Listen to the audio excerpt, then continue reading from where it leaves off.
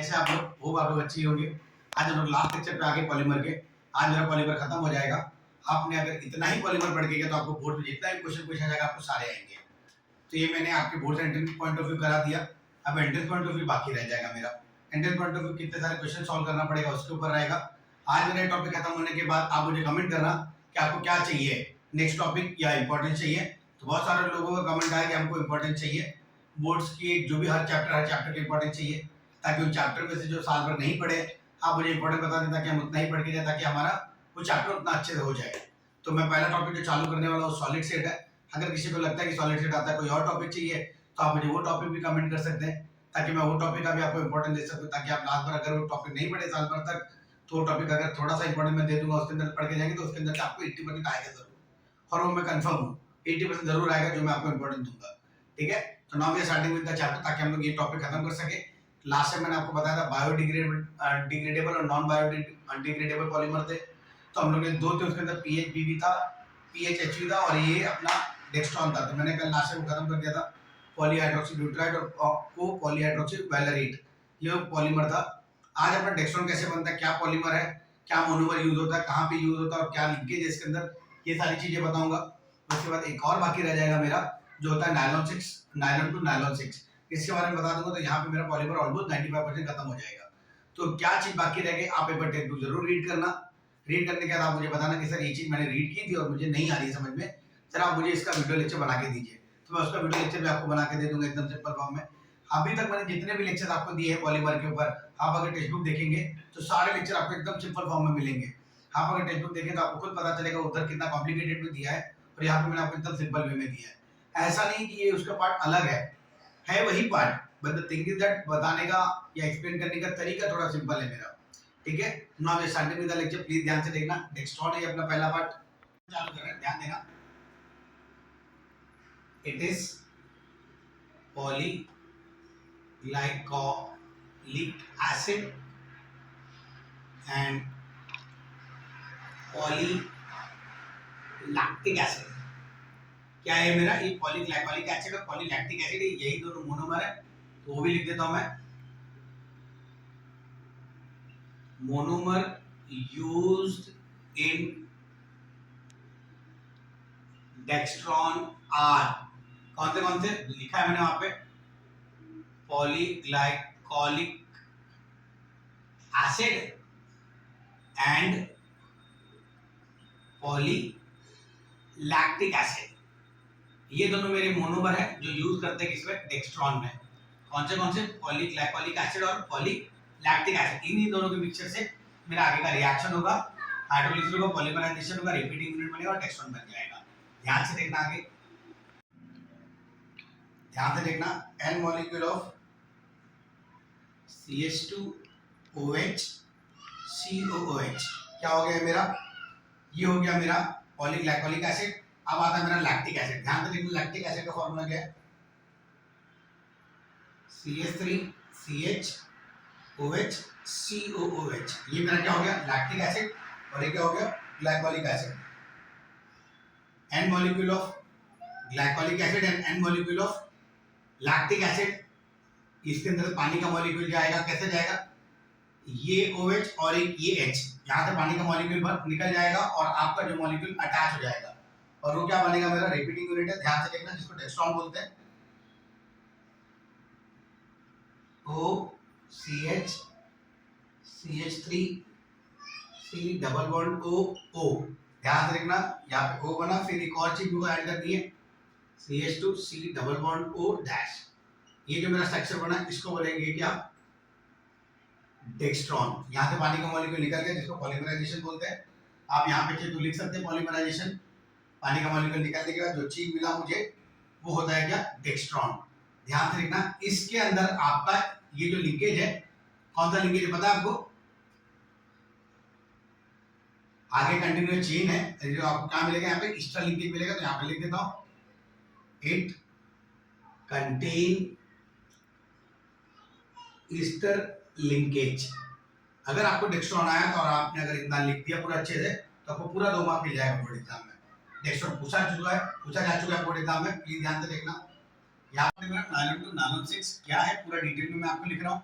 क्या monomer use होगा और किस मोनोमर से क्या निकलेगा और क्या लास्ट में आपको नायलॉन टू नायलॉन से कैसे मिलेगा, कुछ पूरा चेन लिख रहा हूँ यहाँ पे, ध्यान से देखना।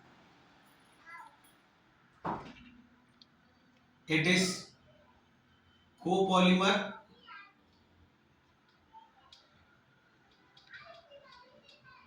which contain amide linkage। ध्यान देना, नायलॉन टू नायलॉन 6 के अंदर अमाइड लिंकेज होता है और डेक्सट्रॉन के अंदर कौन सा लिंकेज होता है, ईस्टर लिंकेज होता है। दोनों के लिए लिखा है मैंने, डेक्सट्रॉन के अंदर कौन सा लिंकेज, ईस्टर लिंकेज, और नायलॉन टू नायलॉन 6 के अंदर कौन सा लिंकेज, अमाइड लिंकेज। तो देख लो पहला पॉइंट मैंने क्या लिखा, it is a copolymer which contain amide linkage, जिसको पॉलीअमाइड लिंकेज भी बोलते हैं, लिख दे तो यहाँ पे पॉलीअमाइड लिंकेज। ठीक है, ध्यान से देखना। It is obtained by, ध्यान देना, it is obtained by condensation polymerization, लिख देता हूं वहां पे, condensation polymerization। कैसे ऑब्टेन होता है ये, कंडेंसेशन पॉलीमराइजेशन है।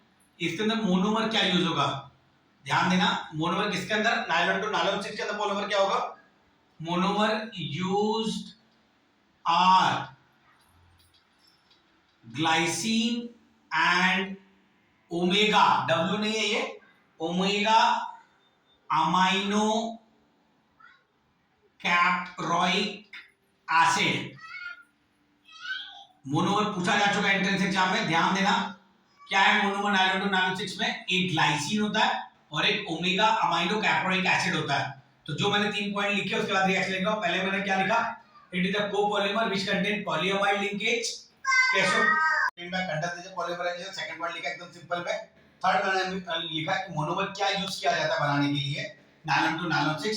तो मोनोमर यूज किया जाता है ग्लाइसिन होता है और एक होता है ओमेगा अमाइनो कैप्रोइक एसिड होता है। तो ये मैंने पॉइंट लिख दिया। अब मैं रिएक्शन लिख रहा हूं, ध्यान से देखना।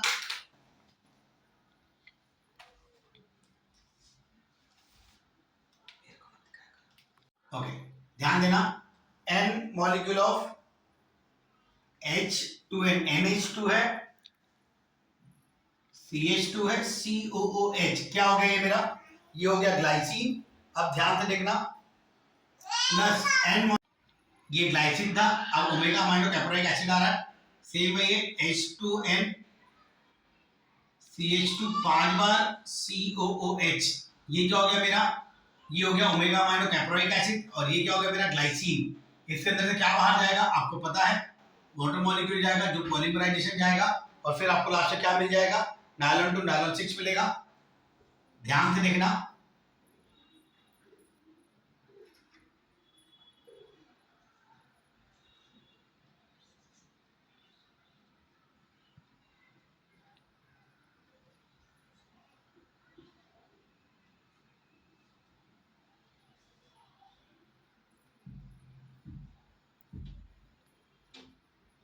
दिखा आपको, ये आपका क्या हो गया, नायलॉन टू नायलॉन 6, आपको ये मिल गया नायलॉन टू नायलॉन 6।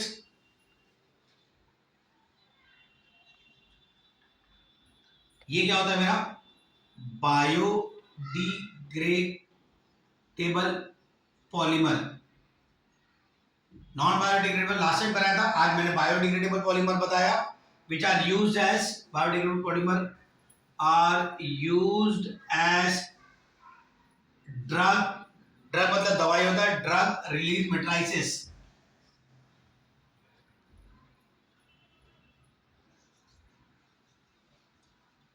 ध्यान देना, मैंने जो लिखा है पॉइंट आपके लिए,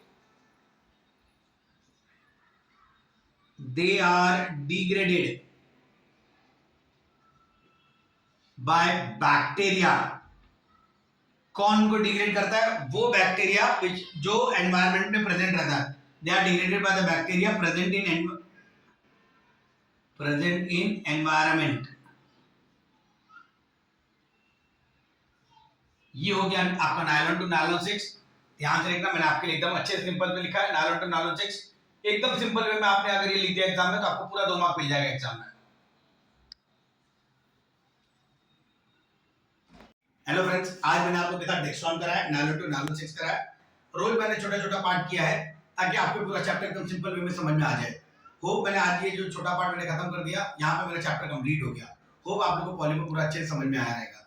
अगर आपको मेरा चैप्टर अच्छा लगा और मेरा सिखाना और मेरा नॉलेज भी अच्छा था, तो प्लीज मेरे चैनल को लाइक करिए, सब्सक्राइब करिए और ये उन लोगों तक शेयर करिए जिनको ये चैप्टर सिंपल वे में चाहिए। थैंक यू बच्चे लोग, अच्छा लगा आप लोगों को पढ़ा के। और नेक्स्ट टाइम हम लोग वो टॉपिक चालू करेंगे जिसका इंपॉर्टेंट चाहिए आपको, या आपको कोई टॉपिक चाहिए रहेगा वो बोलना।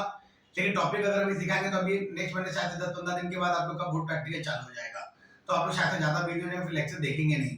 इससे अच्छा मैं चालू करूंगा टॉपिक का इंपॉर्टेंट, ताकि आप इंपॉर्टेंट के बहाने आएंगे तो जरूर देखने के लिए। ठीक है, थैंक यू बच्चे लोग।